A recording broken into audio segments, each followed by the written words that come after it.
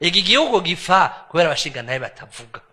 We at the World Bank are committed to supporting countries that host refugees, and we acknowledge the exceptional generosity that the government and the people of Zambia have in providing safe havens for refugees over several decades.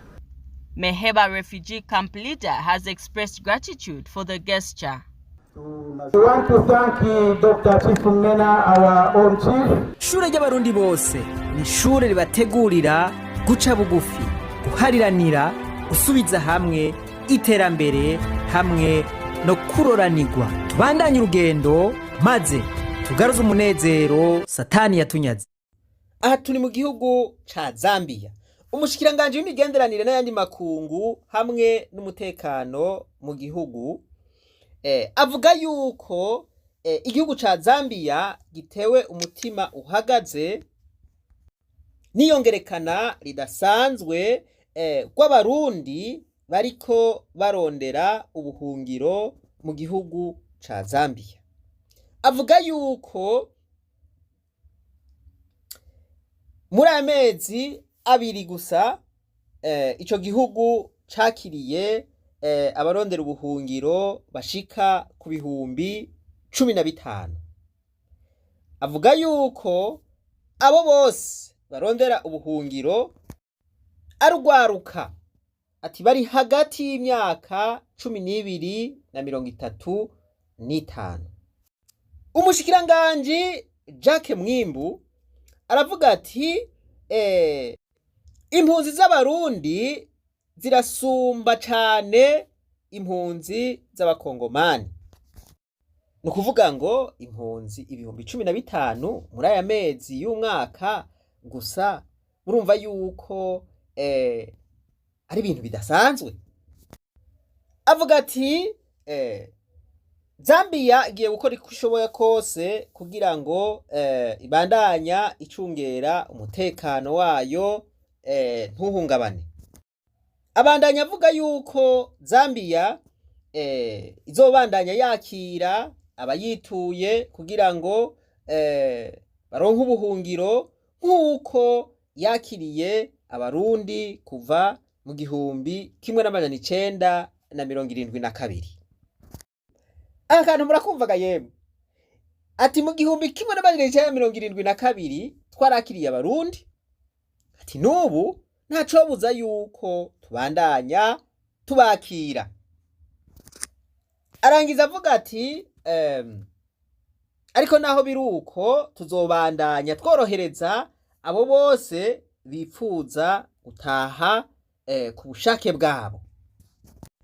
Nuko rero nivyo rero barundi kazi, murumva aho igihugu cacu kigeze.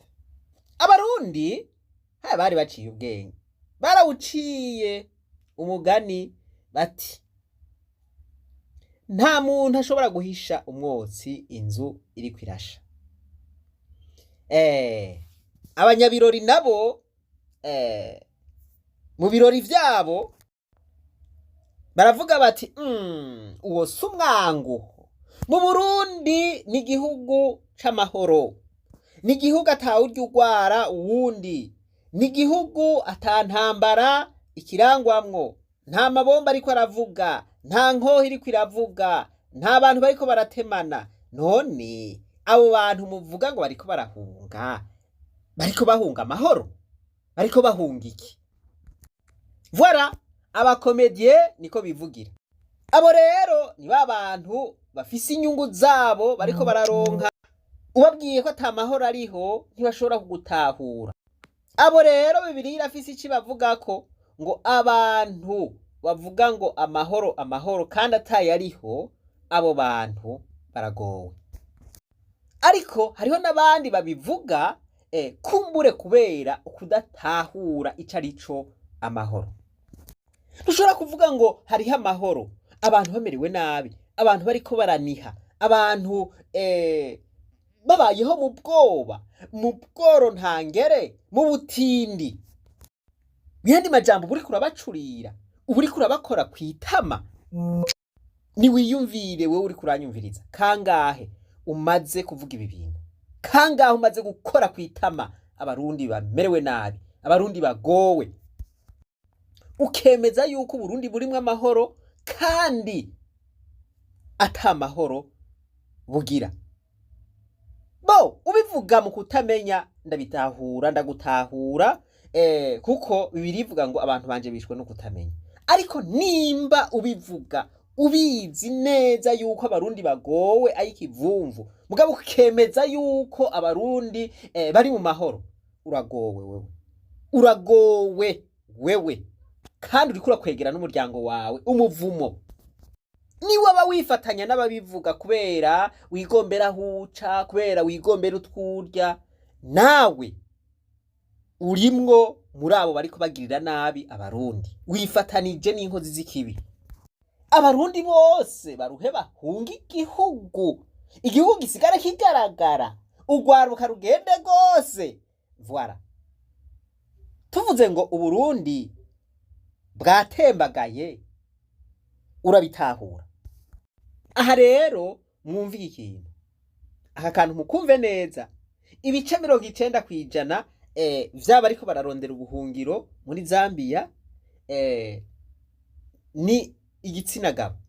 Iyumvire rero kazoza k'igihugu c'u Burundi kari hehe?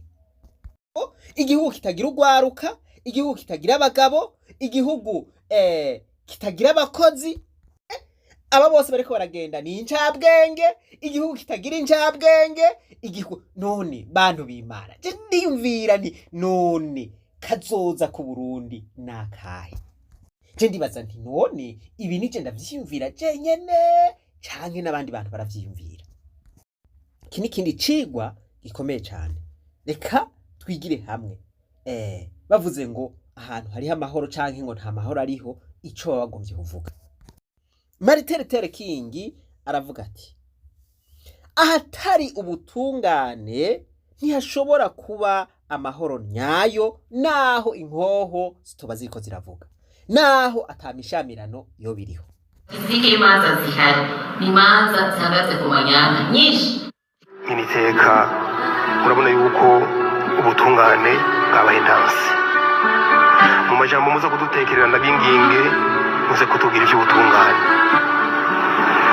muze kutubwira iby'ubutungane, muzaba mudufashije kuko uno munsi mushaka kuza kuburana n'umuntu afite amafaranga.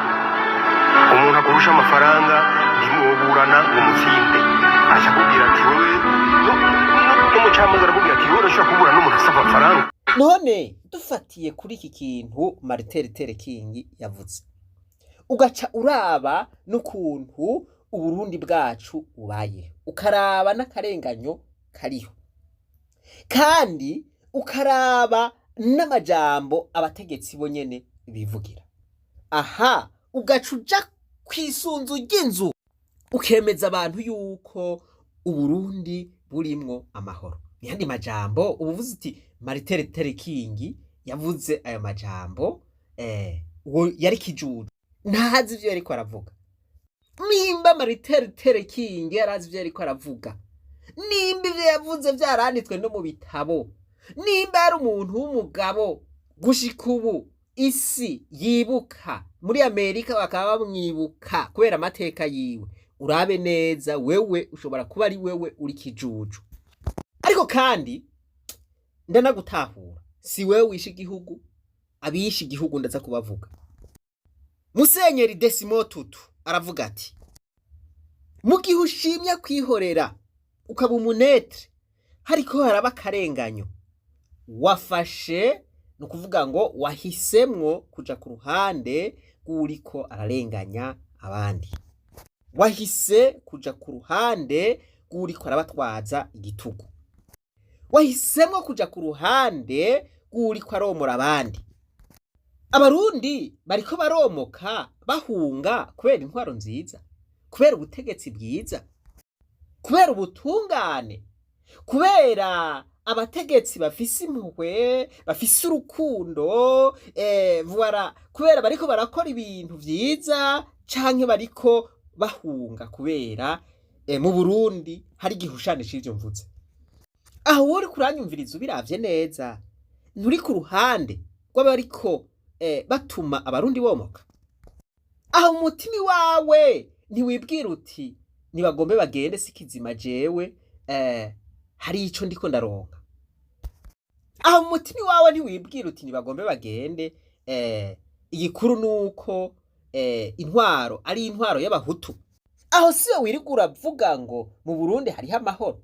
Derayirama aravuga ati nta mahoro ashobora kuboneka mu gihe abantu babayeho mu bukene butagira izina, mu gihe hari akarenganyo, mu gihe hari ukutangana imbere y'amategeko, mu gihe hari ubusumbasumbane, jewe ndakomeye, mu gihe hari igikenye canke oppression, mu gihe havugwa ngo banaka n'ibihangange, nukuvuga ngo bagakoza ico bishakiye abandi. Ati ngaho mu gihe ibintu bimeze uko nta mahoro abaho. Mbega none ibi bintu byose Derayirama yavuze ntivyuzuye kugira ngo tuvuge yuko mu Burundi atamahoro ariho? Kumbure wewe urashobora gutanga iyindi definition y'ubuhinga ukavuguruza aba bahinga canke aba bantu bakomeye bavuze ibi bintu. Kumbure wewe urafise ukundi kuri. Ikintu cambabaje cane kigasubira kikambabaza n'amakomantere abazambiya bagize bumvise aya majambo umushikiranganje ariko aravuga, amakomantere bagize kuri Facebook yarambabaje. Bamwe bavuga bati nimubahe amatongo bayarime, bayexploite, bayaguze, ati hanyuma bamaze kuyagira neza bagasubira iwabo tuzoce tuyasigarana. Murumva ibi bintu kayemwe babakoreshe nk'abacakara. Bati twebwe ni avantage wacu, reka tubakoreshe bateze imbere igihugu cacu, bwa mu nyuma tuzokora ibishoboka byose bagenda ataco batwaye. Ayo makomantere zanga birafatanye na vya bindi baguma bagirira nabi abarundi bari muri Zambia, bakabaka utwabo, bakabaka utwo bariko baradandaza, bakirirwa biyugaraniye mu mazu. Voilà, mana yanje ibi bintu birababaje cane. Ibi bintu ndavyiyumvira ko n'umutima ukagomba guturika. Abarundi tubabaja gushika ryari? Ibi ni bimwe Musenyeri yavuga ati jewe ndabona yuko mugomba mutugira abaja, mugomba mutugira abaja. None abarundi ubu ntimubona yuko turi mu buja? Nagomba n'ukuri namwe mwumva ibi bintu. Eraba impunzi ziri muri Tanzania barazisamburiye kwa mazu, ubu barasambuye nta nuwemerewe gukora business, ubu bariko babatahana ku nguvu, barabacunaguje, barabateye ubwoba, abandi barabanyuruje, babakoreye ivyandagutakiye. Ibiterwa bari bafise vyaratemaguwe ngo nibasubire mu Burundi ku nguvu. Ku nguvu. Voilà, basubire mu Burundi muri uwo mwanya bace basubira bomoke. N'abariyo bariko baromoka, nukuvuga ngo ubavane mu buhungiro ubatahukane bace basubira bahunge. Ibi bintu mwe muvyumva gute? Ibi rero abo biriko birashikira cane ni twebwe ugwaruka. None turiko turakora iki? Twebwe ugwaruka turiko turakora iki kugira ngo twivane muri ibi bintu? Turiko turakora iki kugira ngo tugaruze umunezero Satani yatunyaze kandi biboneka yuko abandanya awunyaga? Eske ibi bintu turabibona? Turemera gushigikira ukuri? Ko Bibiliya ivuga ngo abantu bazomenya ukuri, ukuri naho kubahe kwidegemvya. Turemera uhagararira ukuri kugira ngo twidegemvye, canke twemera kuguma mu kinyoma tubandanye twibera abacakara? Bibiliya iravuga ngo hahiriwe abarondera amahoro, hahiriwe ababanguranya, ngo kuko aribo bazokwitwa abana b'Imana. Turiko turakora iki kugira ngo Uburundi buhinduke bube bwiza gusumba uko twabusanze? Turiko turakora iki kugira ngo ntihagire impunzi n'imwe y'umurundi izosubira kubaho. Turiko turakora iki kugira ngo twikure muri agasuzuguro ka misi yose? Ngo iyo utavuze ukuri canke ngo ushigikire ukuri, abandi barakuvuga nawe ugasigara ngaho wicuza utehebashi y'ukuri ndakuvuga iyo nshigikira ukuri kandi narakubona. Patiri ati mu Burundi nta bashinga ntahe bakiriho, abashinga ntahe baraheze.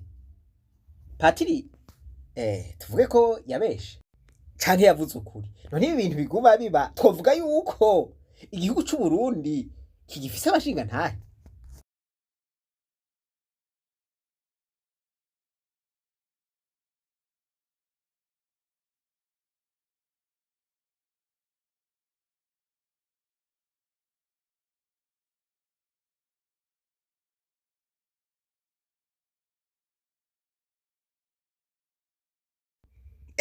Aha kantu karakomeye. Abashinga ntahe barihe? Ibi bintu biriko biba abashinga ntahe bari hehe? Ivyo arivyo vyose ntihabuze amasigarira, udusigarira tw'abashinga ntahe. Ivyo arivyo vyose je ndavyizeye. Je ndavyizeye wampaye inka. Mu cigwa gikurikira turarondeza, tumurike, turabe yuko atabashinga ntahe baba bakiriho. Je ndizeye yuko igihugu c'u Burundi kigifise abantu b'abashinga ntahe, kandi abo bashinga ntahe bagiye hamwe bakagira ijwi rimwe bagashigikira ukuri, ukuri kuratsinda. Ukuri bitera bitebuke kuratsinda, igihugu c'u Burundi gikire, igihugu c'u Burundi kigaruza umunezero, twibere mu mahoro n'isi itangare. Kizire ko abarundi bapfa bayerera, kizire ko abarundi bonyene ari bo bopfa ari impunzi, bamwe aho usanga bavukira mu buhungiro bakarinda basazira mu buhungiro kandi bafise igihugu cabibarutse. Ivyo bikaba kubw'inyungu z'akagwi k'abantu bumva bafise amahoro muri bo, abandi bariko baromoka, abandi bariko bahunga igihugu, abandi bagorewe mu buhungiro. Ibi bibandanije bizoba bigaragaye neza yuko mu Burundi atamushinga ntahe numwe ariho. Ariko ndizeye yuko mu Burundi hakiriho abashinga ntahe. Abo rero nibo tugomba turondeze. Dusubire ducukure, dusubire twibukanye icari c'umushinga ntahe. Kandi mwibuke rya jambo rivugwa mu Kirundi ngo ukuri ntikuvugwa n'uwukuze, kuvuga ukuzi.